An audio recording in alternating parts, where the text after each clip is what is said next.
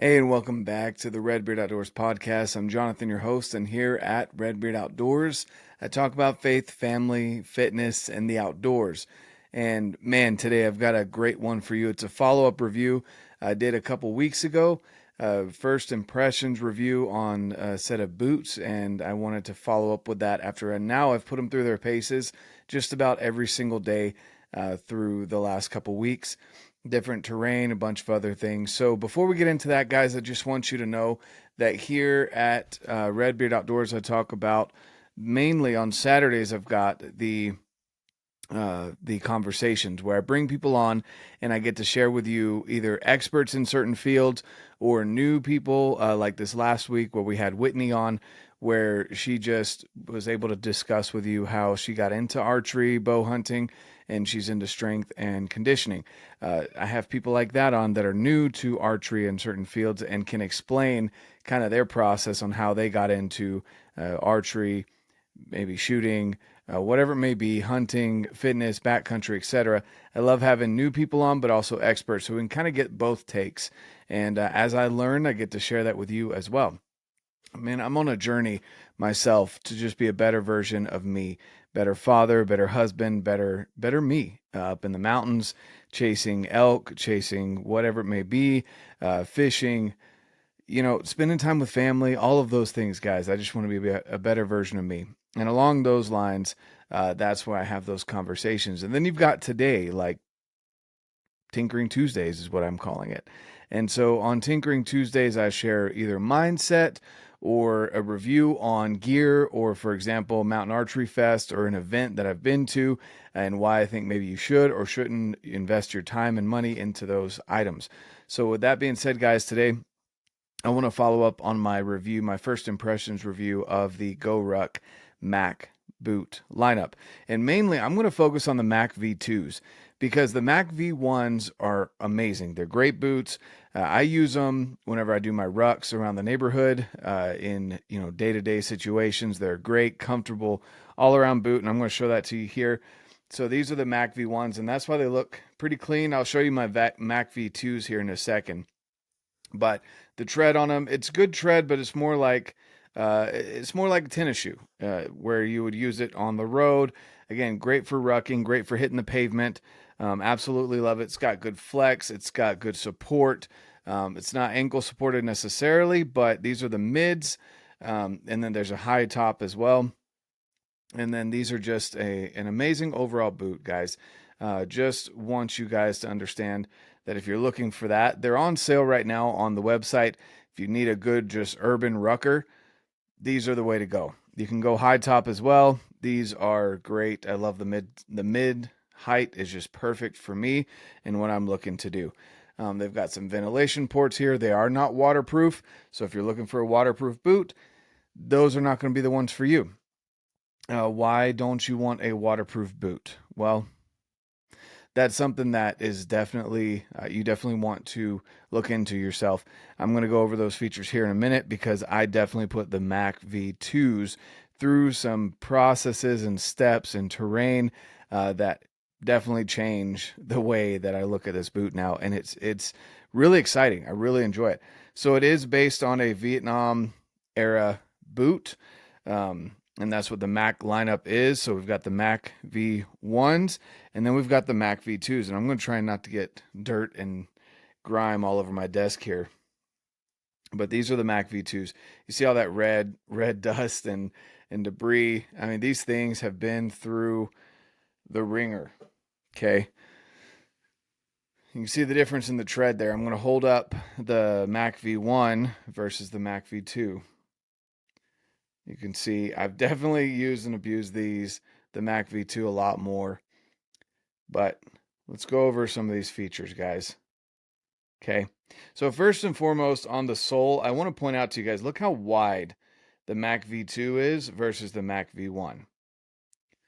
And it even goes up into the toe box. Such an awesome one. I really love the treads for getting off-road and doing things off the pavement. But two, that heel stability, now that I've put it through its paces, makes a world of a difference. I really don't like boots that necessarily squeeze your heel or really tight on the heel. This one, it's got a good backing to it here. That's stiff, guys, right there. So you are getting support for your heel, but what I love is just that width right there. I don't feel like my heel slides. I don't feel like things move around, but I feel like I'm getting the stability that my heel needs. And I'm not worried about rolling off of things or falling off of logs or slipping, any of those sorts of deal that may come with maybe a smaller, more narrow type heel. I personally have a wide foot anyway. The heel doesn't usually get affected by that much, but man, that wide heel just made a world of a difference. So with that, the sole is also made of a tougher material than the MACV ones. It's a lot more durable. And of course, you can't forget the tread. So let me tell you some of the terrain that I've taken these boots on over the last couple weeks since I did my first impressions. The terrain has varied everything from slick, wet, dewy grass up steep hills and down steep hills to dry, dusty dirt to mud. And then recently we did a slot canyon down in southern Utah. So for that slot canyon, we obviously went through some water where there was some built up or leftover water from some rains or some flash flooding from before. The rock is really slick when you're trying to climb over it. And there's a lot of dusty dirt as well. And then of course there's your typical branches, sagebrush, etc. that I've been through as well. So with all that being said, guys, you can tell that these boots have taken a beating. Okay. I mean, like I said, you can look and see all the dirt that's in there from this past weekend. But I want to talk to you guys about, so I'm going to start from the bottom up. So the tread was fantastic. I didn't slip. I didn't have any issues going in and out of that canyon, that slot canyon, when my boots were soaking wet, walking up and down slick rock, or even when they were dry, walking up and down the slick rock. It was 3 days up at Mountain Archery Fest, and each of those 3 days I was up there it was between 6 and 10 hours on my feet. I wasn't sitting. We were walking, hiking, shooting our bows, coming back around. When I was at Vendor Village, I was standing on my feet talking to people. I wasn't sitting down, wasn't just chilling out. I had them on my feet so we'll say 8 hours a day for 3 days, 24 hours over a weekend, and not in just some flat terrain. So I was up and down, sliding around on wet grass, etc., going up and down some steep hills, over rocks, went through some brush, etc. Before that, I'd put it through its paces on the concrete, walked on the concrete. I used the Mac 1s for a lot of my urban stuff, but I wanted to really put these MACV-2s through their paces. So I did, let's see, so I was rucking. I rucked with either the initial ascent pack, if I can point right here, the initial ascent pack with a heavy pack on about 70 pounds, or the GORUCK rucker, and those both did amazing. They held up great. Went on some hikes with the family, and then, like I said, this past weekend we went down to southern Utah and put some more miles on these boots. I also noticed that driving with these boots, it's comfortable. I mean, there's some boots that I get that are really stiff, and so I don't like driving with them because the way it puts my ankle or my foot, the angle it puts it at, kind of just doesn't feel comfortable. These boots were amazing. They're not as flexible as like a tennis shoe, but they're definitely not your stiffest boot either. I really liked the fact that they weren't waterproof. So why don't you want necessarily waterproof boots? Well, I didn't wear gaiters, which I probably should have going through the slot canyon, and going through that slot canyon. You can, and you can, it just depends. Do you want wet feet or not? You can wear gaiters or not. Again, these are not waterproof, but they do have these ventilation ports right here.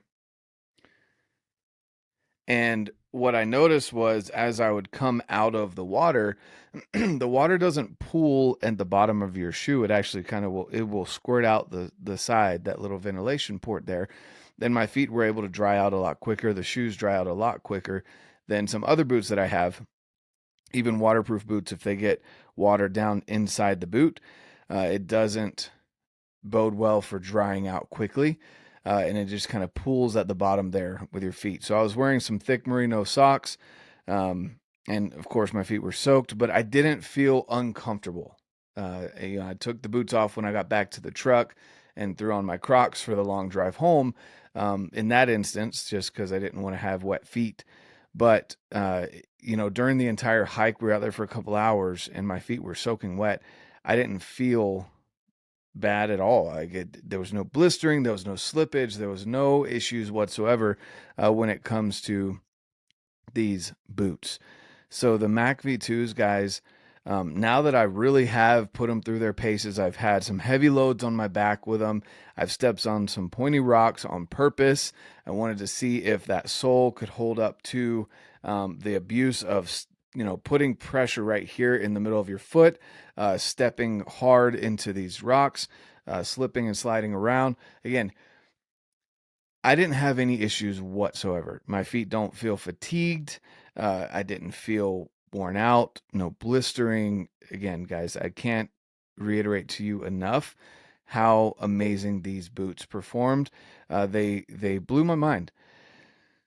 If you guys are into needing a lighter weight boot, something that is breathable for during the summer, like TAC events, mountain archery fest events, hiking with your family, going out, like I said, slot canyons, rucking. If you're wanting a good overall boot for that, I highly recommend and can't recommend enough the GORUCK MACV-2s. Like I said, I'll use the MACV-1s for urban rucking. They're a great boot if you're wanting that. I know they're on sale.